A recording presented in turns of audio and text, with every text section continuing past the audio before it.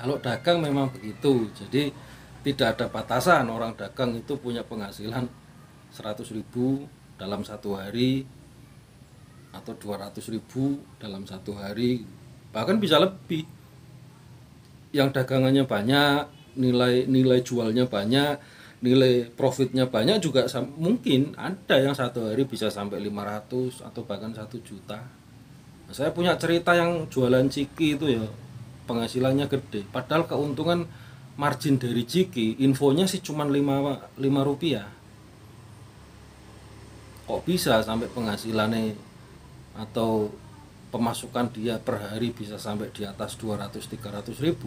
Loh iya, wong dia agen gede, yang masuk aja ribuan piece gitu. Kalau satu piece 5 rupiah aja udah berapa itu.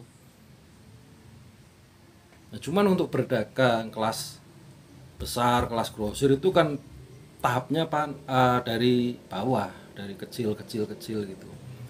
Jadi saya menyarankan untuk teman-teman semua juga jangan menilai penghasilan setiap pengusaha, entrepreneur yang lain. Kita coba menilai ke dalam gitu. Dia bisa, kenapa saya enggak gitu. Kalau dia bisa, saya mestinya bisa. Cuman bagaimana caranya? Ayo kita bareng-bareng.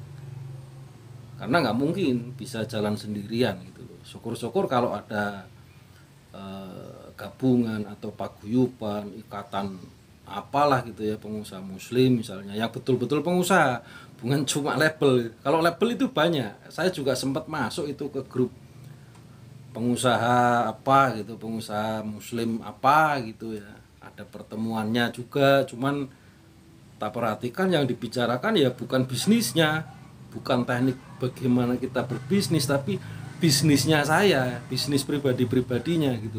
Ini kan nggak share info, bagi saya itu nggak apa ya, nggak mendidik untuk kawan-kawan calon pengusaha. Otomatis dia minder dong. Loh, yang cerita yang udah jadi kok, yang udah sampai levelnya lah gitu loh. Kalau saya kan belum nyampe nih, masih lama ini mungkin, karena ya saya secara rohani juga masih perlu sangat penting, itu masih perlu dibenahi lagi gitu lah. Mungkin mereka kan sudah sampai secara rohaninya, sudah nyampe secara wirausahanya, sudah nyampe, tapi saya berpikir untuk kawan-kawan pemula yang mau masuk itu kan kasihan, mereka minder, waduh lah aku nggak bisa begini, nggak bisa begitu. Tapi mendengar cerita di dalamnya itu kan seolah-olah dia memang kaum bawah lah. Ini nggak elegan buat saya. Makanya saya keluar karena menurut saya itu nggak fair gitu. Ya mungkin fair bagi mereka yang sudah sama-sama nyampe itu. Kalau sudah sama-sama nyampe kan enak. Nah, cuman yang baru masuk ini mau ikut siapa, kan mesake gitu loh.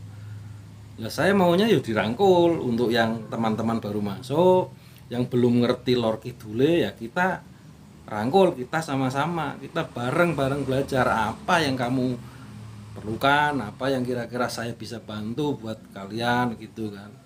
Ini bukan soal persaingan. Kalau ngomong persaingan itu walah banyak dalane kok. Ini soal berbagi, sekali lagi soal berbagi. Kalau ngomong soal persaingan, saya nggak menang. Di luar sana tuh lebih banyak yang lebih hebat. Loh, panjenengan tahu bengkel saya pasti nanti juga berubah backgroundnya, karena ya saya belum nyampe. Nanti kalau nyampe saya akan cerita yang lebih menghebohkan lagi. Menurut saya begitu. Jadi saya ini orangnya memilih untuk berbicara daripada tidak sama sekali, karena dengan berbicara setidaknya 1-2 orang mungkin bisa melihat, bisa menghayati dan menjadikan itu sebuah pelajaran untuk langkah berikutnya gitu. Artinya kan saya berbagi ilmu, mudah-mudahan bernilai baik buat diri saya juga gitu.